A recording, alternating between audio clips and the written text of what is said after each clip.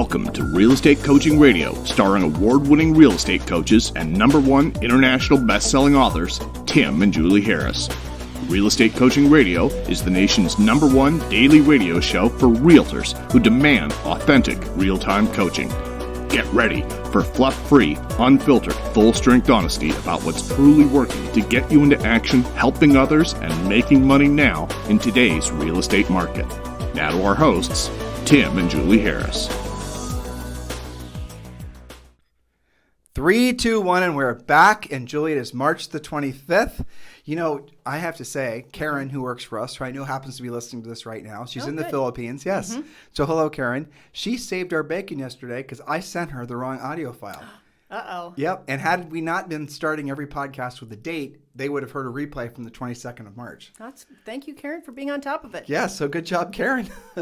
She saved my bacon one day. With the first time we were here and the time changed, and I was ready for Premier Coaching. I'm like, where is everybody? Because I didn't know that half the year we changed and half the year we didn't. Well, it never occurred to me to check. Well, let me give you a little bit of color on that, or the listeners a little color on that. So we live in Puerto Rico, and we've lived all over in every time zone in the mainland. But in Puerto Rico, there's this extra time zone called Atlantic Standard Time, which I had never heard of before. An hour ahead of East Coast. Yeah, or another way of thinking of it. Right, so 4 hours ahead of Pacific. Right, so for a few months of the year, we're 4 hours ahead of the Pacific. It's totally confusing. It's massively confusing, and I had no idea until one day I showed up for a Premier Coaching session, and I was the only one there, which never happens. And of course, you know, you try to be on time, and you have it in your schedule, and you've done it 5,000 times before. So I immediately went into, what in the world is happening? Who didn't schedule this link right for me? You know, like, couldn't have been my fault. And so I'm hunting down assistants to fix this. And Karen very calmly said, well, you know you're in Atlantic Standard Time, right? You're like, you're an hour early. Did you even know what it was until that moment? No. And then she explained it to me from the Philippines, okay? And then I remember that day I tried to explain it to you, and you were like, no, that can't be right. So here we are. Well, there's yet another thing we didn't know when we moved here, by the way. Seriously. Anyway. The research is time zones. We have a great topic for you guys today, and you're going to love this topic. I promise you it's going to be something you'll be able to use for your clients. But I'm going to tell you something else. What? Okay. I heard yesterday, and I want to know if you heard this, that over in DBE, there was a 12-foot alligator. Seriously. No, I didn't do that. It was in a pond on the golf course. Now I saw a picture of a caiman, which is like a small alligator, I guess. Our Florida clients can clear us up on this. I don't know if it was 12 feet. Maybe this has become a tall tale. I don't know. This is the difference. You saw the picture and evidence. Yes. Somebody told me something, so I bet you're right. I don't know. That's something to investigate. We will on our big 6-mile walk to this afternoon. We will get the intel. That's right. But I'll tell you one thing. I'm not going to go that close to the pond. No, that's yet another reason not to play golf. Exactly. There you go. Built in. That was my takeaway from that. Something's going to eat you. Yeah. Okay. So listen, we have been getting By the way, this is not the Sunday show. No. So we've been getting a lot of drama, hype, fear, and panic about the market crashing. We talked a little bit about this the other day, and a lot of the hypesters, the people that are creating this, you know, fear and loathing in the marketplace, are all trying to sell you guys something. And there's been some email, there's some Facebook groups, there's Clubhouse, there's a guy that's YouTube videos, emails going around. You know, all these prognosticators are saying the real estate markets are going to crash. All you dummies in real estate have no idea what's about to hit you. The locusts are forming on the horizon, and the world's just like 2006. Right. So a never-ending avalanche of that garbage. And why are they doing it? And, what's their motivation? That's really the question, you guys. Well, here's the solution. Just ignore the news and ignore all forms of media, because most definitely it's trying to manipulate you to think one way or the other. But let's just say you can't, or you choose not to be that radical with your approach to your intellectual intake. I have had a lot of people, like I said, sending me this stuff, asking for our opinions on it. But Julie and I use this little known thing called a fact. And so we actually know that when we watch these videos and read these things, why they're basically lying or making up numbers, or they're hedging their statements in such a way that no one could accuse them of lying. But if you read what they actually wrote, it clearly was intended to make you believe something that wasn't true, AKA, it's called a lie. So what we're going to do today, and we're probably going to do this tomorrow, is we're going to break down the top, how many points did I come up with? 10. Wow, that was concise. Yep. The top 10 reasons why there's no chance there's any real estate crash, or correction on the horizon. And I want you guys to use this for yourself, your own, educational edification. And I also want you to use this for the sake of educating your consumers. And if you are, making content yourself, feel free to also use this content for educating your marketplace and all the rest of it. Because the problem is if you start believing that tomorrow is not going to be as good as today, you stop working today. And that's ultimately what happens when you have fear. So when you start intaking information that makes you think that tomorrow is going to be hard times, you don't do anything that would have been counter to that today. You stop doing the things necessary to take care of yourself in the future. And that lack of activity actually compounds faster than you possibly think. And I'll just make this very practical for you guys. So real estate, how long does it take on average for you to make a contact, have initial contact with a seller primarily, and then to get paid? And this is a wonderful market. You're probably looking at 90 to 120 days. Tim, things sell a lot faster. They don't close a lot faster, right?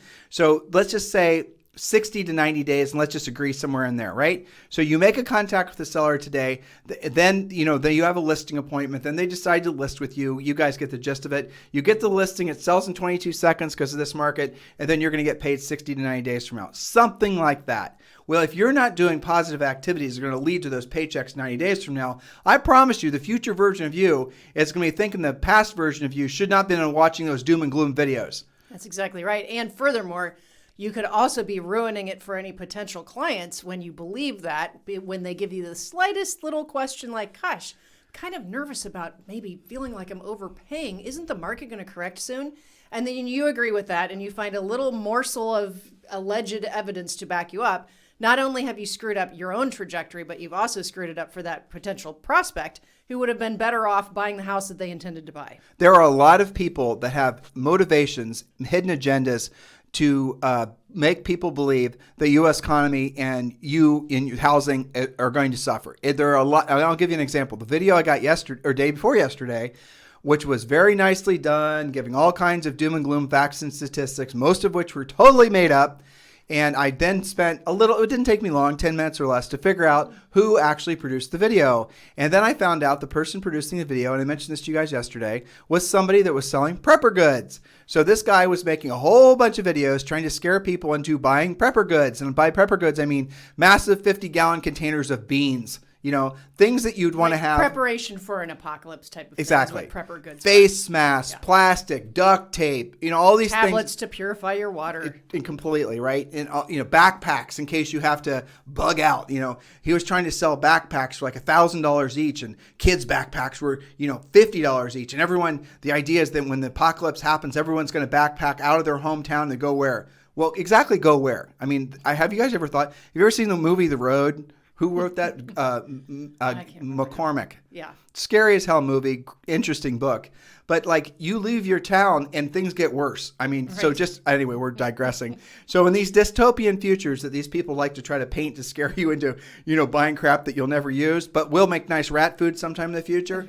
The reality of it is their agenda is to cause you to go into a state of fear. You allowed yourself to slide into a state of fear. You then stop doing the things that are necessary to help people and help yourself. And that's what he actually was doing, but how he presented in the doom and gloom video was on the premise of being an economist. Yeah, which was quite totally. Twisted. And actually, I think I closed the window. That is hilarious. A couple He did. of coaching clients have asked me to share that just out of curiosity. No, I'm not going to. But I'm like, just let it go. Just know that this stuff is out there because, in fact, that's not the only video that's been floating around. You're right. And the title of the website made it sound completely and totally legitimate. And the word economist was actually in the title. Yes. Anyway, so here are Julie and I's counterpunches to all these people that are trying to scare you guys to live out the final days on planet Earth underneath your staircase eating your baked beans. And I think there's another point to this, too, which is the person who originally sent this to us is a smart person. Definitely. And, it's easy to, especially when something has good production quality and you're just kind of scanning through your news feed or whatever, it's easy to be drawn in by something like that initially. You have to remember, if you're even going to watch some crap like that, to follow the breadcrumbs and know what you're actually watching, or just hit delete. Yeah, Okay? just hit delete. And that's okay too. Well, bottom line, be media free. That's one of the things we suggest to all of you. If you guys don't like the way you're feeling, you don't like the way you're thinking, the first thing to do is stop input. Assume all input sources you have are negative, except this podcast, of course. That's right. And actually, the person that sent us this meant well, because he was saying, you know what, this is floating around out there. Maybe this is something we need to look at. No. He sent it to me because he believed it. Did he really? And he didn't do the homework on it. Because he didn't do the research, which would be easy to do. So right. Just hit delete. Just say skip it. So here is basically the bottom line, and we're going to give you these 10 points. I haven't come up with a snappy title for this podcast, but let's call it Why There Is No Housing Dystopia. Zombie apocalypse. Exactly. No. All right, so point number 1, I'll do the first one, Joel, Okay. since it's poorly written and you don't have to translate my chicken scratches.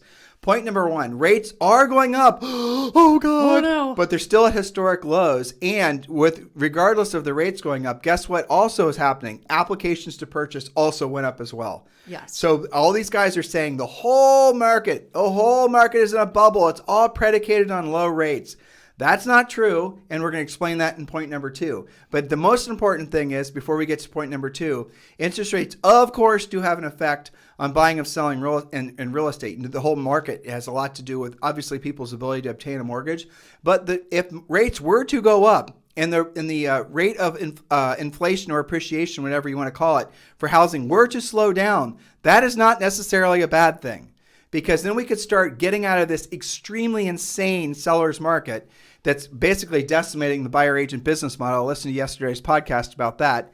And then we can return to some sort of, maybe start pivoting back towards some sort of equilibrium in the market. But that's a very long path. I mean, it's 3 to 5 years. Yeah. I mean, think about, oh no, tomorrow you wake up and there's 20% more inventory. That's going to burn off. Don't step on my points, lady. Okay. All right. Point number 2. Demographics. So by demographics, that's, how many people in each generation and what are their buying and selling habits.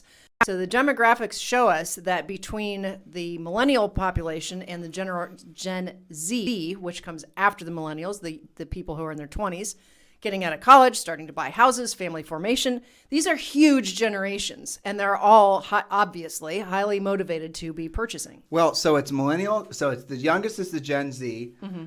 It's the millennials, and obviously then the our generation, which no one gives a rat's ass about, Gen X, and then there's the baby boomers, and there's 3 waves of the baby boomers. Okay, so the oldest wave of the baby boomers, those people are now in their 60s, and now they're starting to downsize. You're shaking your head? Did I get that wrong? The oldest, they're in like their mid 70s now, and then your parents aren't baby boomers; they're too old, so they're in their 60s. World War II, whatever. Right, your parent. You're right. We're on the same page. We're saying the same thing. Yeah. So there's 3 waves of the baby boomers. The largest wave of the baby boomer population or demographic is the youngest group. And the youngest group right now, they're still spending money. They're still buying houses. They're still buying luxury houses. Yes. They're still buying, their on the Ascension. Exactly. Golf on the Ascension, stuff. Willing to spend the money. And then if you go downrange, you have people that are Gen Xers, and that's what Julie and I are. And Gen Xers now are entering into their peak earning years. And here's something you're going to find interesting. Most people don't earn their peak earning is actually much later than life than what you'd believe from certainly from Instagram. Most people don't start earning their peak income until they're in their 40s, into their 50s, and sometimes into their early 60s. Why? Well, because in life, it actually takes a long time to actually get good enough at something that you're going to have accumulated enough money, right? Yes. Or you're going to basically have enough income because you've justified to the world that you're worth being paid a lot. And also the thing that happens at that point, if you've been relatively disciplined with your income, you've actually accumulated some meaningful net worth.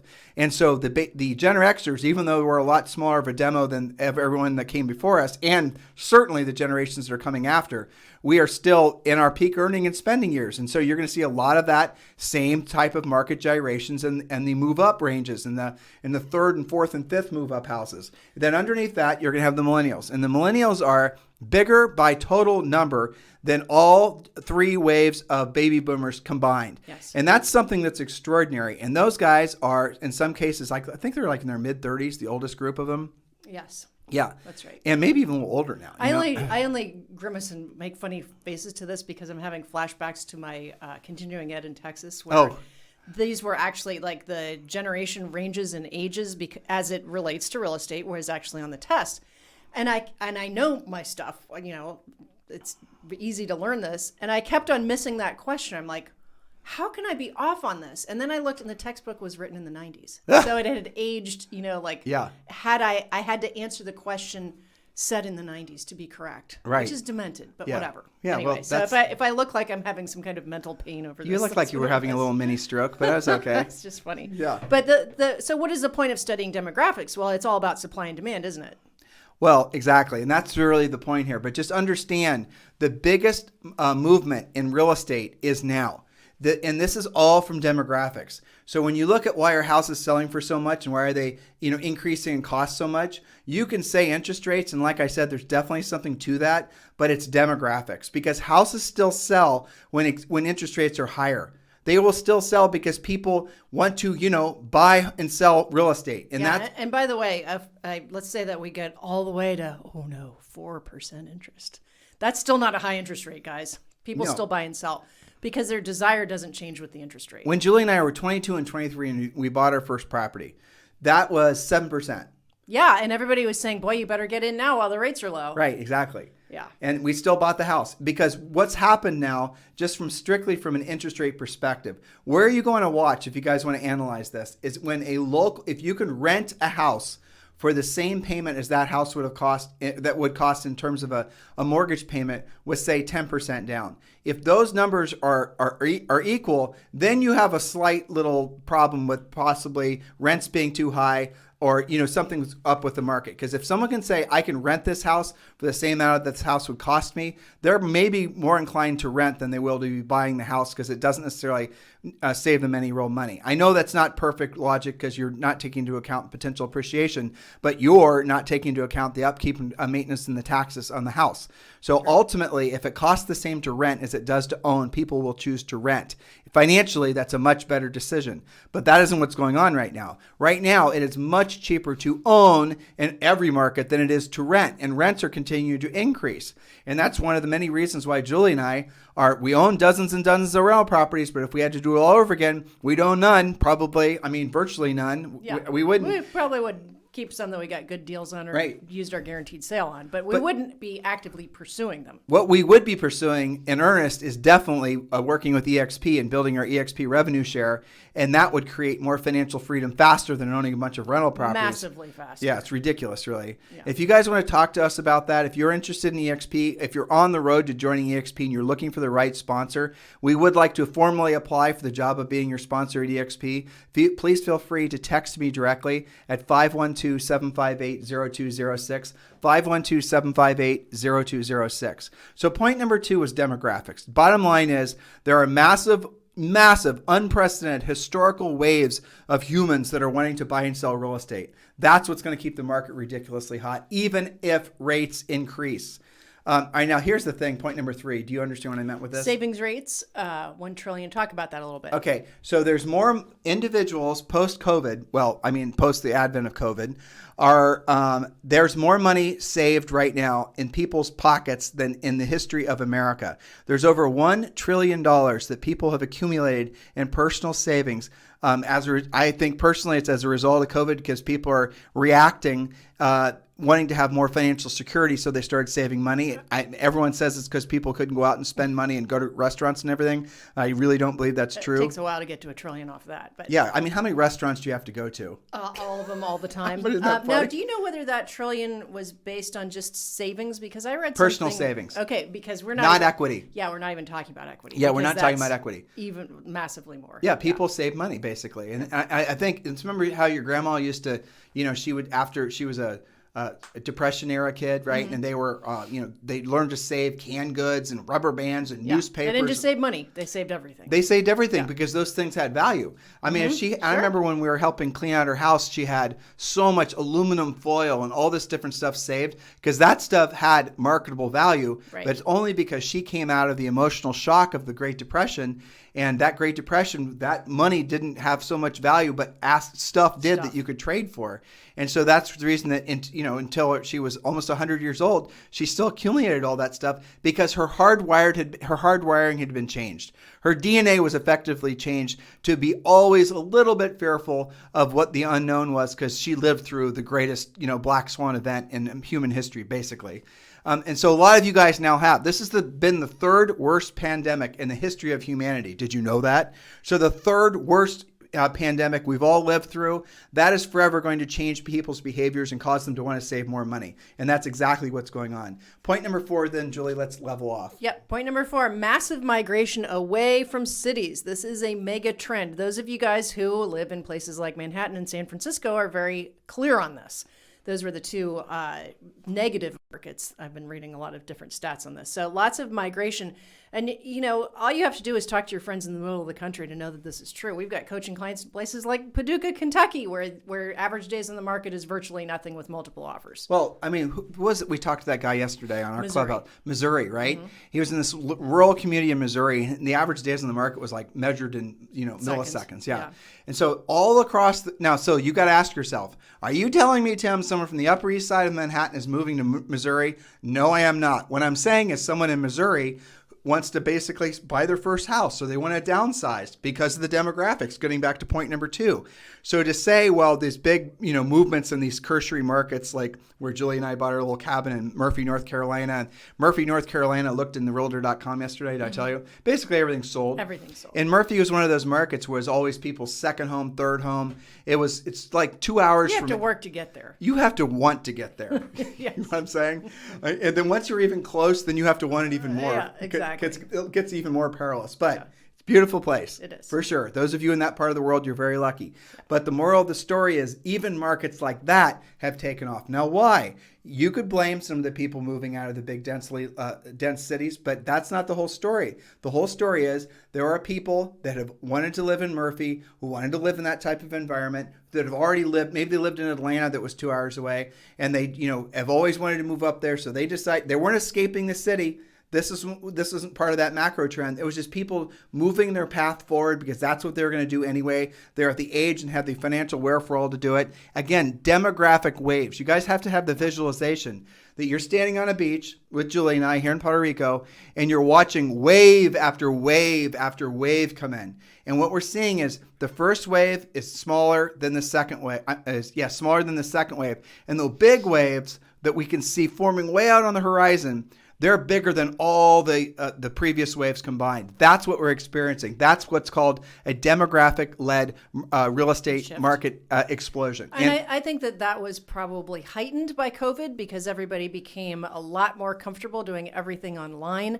People were forced to adapt faster to technology, like being on Zoom calls all the time. I think that probably ignited that flame a little bit. You know what? Are you talking about my next point? I didn't Oh, even yes, read you your are. next point It's yet. okay.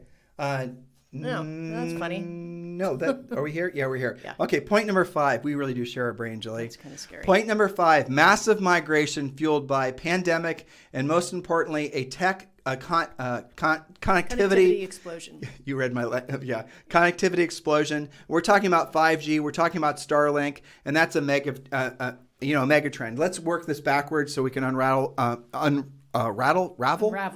This is for you. Okay. So Starlink is a satellite system that Elon Musk is spearheading basically at this point. He put a bunch of money in an existing company. He didn't start this, just for the record. And they're launching satellites that are going to basically be a web all over the world. Now, what's that going to do? And supposedly this is going to be faster upload and download speeds, faster connectivity that's currently available even using like fiber. So this is going to make 5G look like it was yesterday's technology. That's what the promise is. And even here in Puerto Rico, they're going to have this available next year. And they're little satellites. So it's satellites communicating with, little dishes communicating with satellites. It's going to provide high-speed internet to the farthest reaching corners of the world, which means, like everyone likes to say, well, that means the desert plain areas in Africa are not have connectivity. Yep, that's true. So all over the world, they're going to have connectivity. But what it really means and how it's relevant to most of you is you're going to have maybe areas in your own state that have been before it's been too far reaching and people didn't want to go there because there's no cell tower connection, let alone their ability to work there and be able to get online. All that's changing. Yep. So what's that going to do to property values in an area like Murphy, North Carolina? What's it going to do to an area that maybe is like that again is one More of these of a bedroom community that Yeah. you felt like you had to commute because you had to get reconnected or whatever. So those communities are already being definitely gobbled up. But it's even crazy. more expansive. What if there are people? There could very well be. I know there's people that love to do RVs and whatnot, and certainly because of COVID, RV sales, like RVs all over the world, sold out.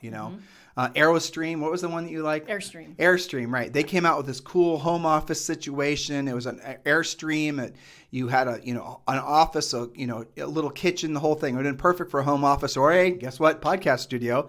And we're thinking about something like that in North Carolina. Yeah, well, here's a crafty thing. Well, I went to the website and I thought, well, I'll get one of these, or at least Julie and I'll find some information out. They're sold out like the day after announcement for like 2 years. It's crazy. Okay, so there's a lot of people that are going to plan on changing their lifestyles, how they live, because of the fact that their employers no longer going to expect them to show up to their cubicle. They can now work remotely because of connectivity. Yeah, so get this. One of our coaching clients, sick of dealing with no inventory, up to her eyeballs in buyers, has figured out a widget by which she, instead of selling them resale, having to compete all the time, is finding really cool lots, and they're doing container homes. So she's selling the lot instead of trying to bang her head into the wall trying to find a house, and she's figuring out how this is like a whole thing, the container. Have you seen some of those container homes? Really cool. They're really amazing. Yeah. I know. And then there's, the tiny home thing. So people are getting crafty and selling land instead of selling houses. That tiny home thing, that can't last, just for the record, because they're too small.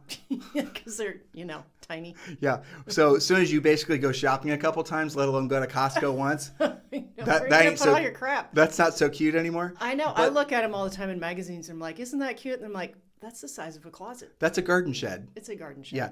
But the container homes are cool. But the other thing is these, what are they called? Where they make them on site with 3D printer? 3D printed homes. That's cool.